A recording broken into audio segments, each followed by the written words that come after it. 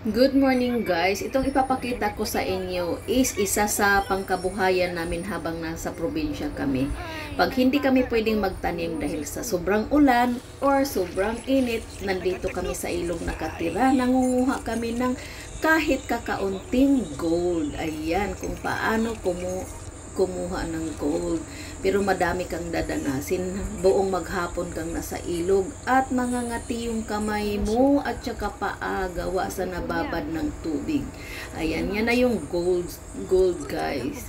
Depende kung swertihin ka, marami kang makukuha. Pero pag matumal, ganyan, palipat-lipat sa ilog, dahil yun na ang nakasanayan namin, kagaya niya nakababad sa tubig, pero ang kati-kati ng paa mo niyan, kumakain sa gilid.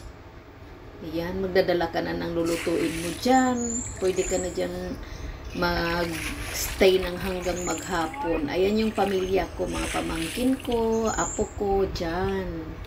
Ito yung plume na tinatawag. Ayan yung nagbubutas ka, kumukuha ka ng mga buhangin para ilagay doon sa plumer. Ito yung plumer na yan. Tapos bubuhusan mo siya ng tubig habang ayan yung mga apo ko, kumakain sila. Yan. Ito yan. Paano lilinisin yung galing sa plume. O diba? Ganon kasimple ang buhay namin. Nandyan na yung labahin mo, dala-dala. Hi Zoe! My cute little apo, curly little apo.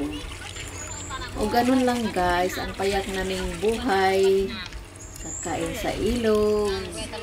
O diba, ang saya ng pakiramdam mo ng ganun. Pero kung ikaw na ang nandoon, ang hirap-hirap niyan gawin. Ito yung pamangkin ko, si Melvin.